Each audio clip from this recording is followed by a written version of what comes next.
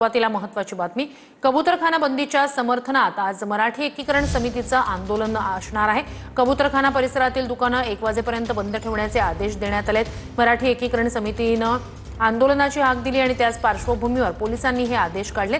जैन मंदिराचा मुख्य दरवाजा बंद आहे। आंदोलनाच्या पार्श्वभूमीवर हा निर्णय घेण्यात आलाय। तर आज आंदोलन न करण्याबाबत मराठी एकीकरण समितीला नोटीस पाठवण्यात आली आहे। तर ही दोन दृश्य आपण पाहतोय। दादरमधली ही दृश्य आहेत सकाळच्या वेळेची। मोठा बंदोबस्त दादर कबूतरखाना परिसरात ठेवण्यात आलेला आहे। दुसरीकडे जैन मंदिराचा मुख्य दरवाजाही बंद आहे। तर या परिसरातील दुकानं 1 वाजेपर्यंत बंद ठेवण्याचेही आदेश देण्यात आले। या सगळ्या संदर्भात अधिक जाणून घेऊया आपले प्रतिनिधी कृष्णा सोनारवाडकर यांच्याकडून। कृष्णा, एकीकडे मराठी एकीकरण समितीच्या लोकांना नोटीस, दुसरीकडे जैन मंदिराचा मुख्य दरवाजाही बंद, काय नेमकं घडतंय दादरमध्ये?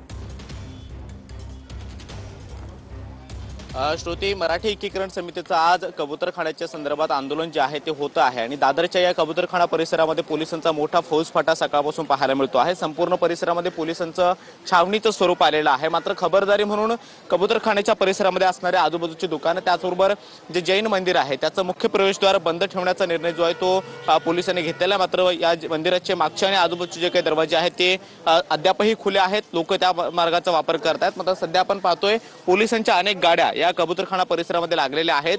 मराठी एकीकरण समितीचे गोवर्धन देशमुख हे 10 वाजेपर्यंत या ठिकाणी पोहोचणार असल्याची माहिती देत आहेत आणि त्यांच्या घरी सुद्धा पोलिसांनी बंदोबस्त लावलेला आहे। रात्रीपासून त्यांना सीआरपीसीच्या नोटीस ज्या आहेत त्या सुद्धा पोहोचलेल्या आहेत। त्यामुळे आजचं आंदोलन मराठी एकीकरण समितीचं कशा पद्धतीनं होतं हे पाहणं महत्त्वाचं असणार आहे। ज्या लोकांनी इथे आंदोलन केलेलं होतं आणि कबूतरखान्यावरती असणारी महानगरपालिकेनं जी काही बांधलेली ताडपत्री होती ती तोडताना त्यांना कुठलाही प्रतिबंध जो आहे तो पोलिसांनी केलेला नव्हता। त्यामुळे आमचं आंदोलन ती सुद्धा शांततेमध्ये पार पडावं आणि ती करण्याची परवानगी द्यावी अशा पद्धतीची मागणी मराठी एकीकरण समितीने केलेली आहे। आणि या बाजूला आपण पाहतोय की पोलिसांचा मोठा फौजफाटा जो आहे तो ठिकठिकाणी या सगळ्या कबूतरखान्याच्या परिसरामध्ये लावलेला आहे। त्यामुळे हे आंदोलन थांबवण्याचा प्रयत्न पोलिसांच्या माध्यमातून केला जाईल याची पूर्ण शक्यता आहे, जी ते सध्या तरी पाहायला मिळते आहे। मात्र मराठी एकीकरण समिती आजच्या आंदोलनावरती ठाम आहे। कुणी शस्त्र उचलण्याची भाषा करत असेल तर आम्ही सुद्धा गप्प बसणार नाही, आम्ही सुद्धा आंदोलन करू शकतो हे आम्ही दाखवून देण्याचा या आंदोलनाच्या माध्यमातून प्रयत्न करणार असं देखील मराठी एकीकरण समितीने स्पष्ट केलं आहे। त्यामुळे आंदोलन कशा पद्धतीने होतं हे पाहणं महत्त्वाचं असणार आहे। नक्कीच अत्यंत महत्त्वाचा मुद्दा अपडेट्स घेऊ।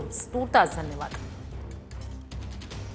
पोलिसांनी आंदोलन न करण्याची मराठी एकीकरण समितीला नोटीस पाठवली आहे। यावर मराठी एकीकरण समितीनं तीव्र प्रतिक्रिया दिली आहे। आपण जरी प्रशासनाला, शासनाला देणगी देता याचा अर्थ आपण सर्वांना खिशात घातलं नाहीये। आपले जरी एखादे मंत्री आपल्यासाठी फक्त काम करत असतील याचा अर्थ असा नाही की तुम्ही सर्वांना वेठीस धराल।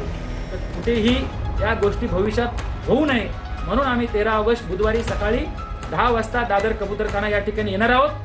पोलीस प्रशासनाला आम्ही मराठी एकीकरण समितीच्या माध्यमातून निवेदन देणार आहोत। त्यामुळे या व्हिडिओच्या माध्यमातून आम्ही आवाहन करतो की बहुसंख्य मराठी माणसाने त्या ठिकाणी उपस्थित राहायचं आहे। मुस्कटदाबी करण्याचा प्रयत्न केला जातोय असं मराठी एकीकरण समितीचं म्हणणं आहे। दरम्यान दादरच्या कबूतरखाना परिसरात कबुतरांना खाद्य देणं अजूनही सुरूच असल्याचं आढळलेलं आहे। इमारतीच्या टेरेसवर कबुतरांना खाद्य आणि पाणी देत असतानाचा व्हिडिओ समोर आलाय। माध्यमांमध्ये बातम्या आल्यानंतर खाद्य हटवण्यात आलं। दरम्यान अंजली दमानिया आणि बाळा नांदगावकरांनी या विषयावर प्रतिक्रिया दिली आहे। हिस्टोप्लाझ्मोसिस, क्रिप्टोकोकॉसिस सारखे अनेक बॅक्टेरियल फंगल इन्फेक्शन ज्यांनी न्यूमोनायटिस होतं, रेस्पिरेटरी डिसऑर्डर्स होतात, अशा अनेक गोष्टी या सगळ्यांनी होतात। हे जर त्यांच्याच समाजाच्या डॉक्टर्सनी त्या जैन मुनींना समजावलं तर बरं होईल, कारण उगाच वाद करण्यात काहीच पॉइंट नाहीये। की मला असं वाटतं की खरंच जीवदया आणि बुद्धदया आम्हालाही करायला वाटते, आम्ही करतो, पण याचा अर्थ असं नाही की लोकांना त्रास होतो आणि आपण बुद्धदया जीवदया करत बसायचं। दरम्यान उद्या कबूतरखान्याच्या मुद्द्यावर मुंबई हायकोर्टात सुनावणी होणार आहे। तर 13 ऑगस्ट पर्यंत कुणीही माध्यमांशी बोलू नये असं आवाहन जैन महासंघाचे ललित गांधींनी केलंय। कबुतरांना खाद्य टाकणाऱ्यांकडून पालिकेनं आतापर्यंत 1,32,000चा दंड वसूल केलाय। हे दृश्य आपण पाहतोय। दादर कबूतरखाना परिसर असेल, बांद्रे तलावाचा परिसर असेल किंवा गिरगाव चौपाटी, कोर्टाच्या आदेशाचं सर्रास उल्लंघन या ठिकाणी केलं जातंय।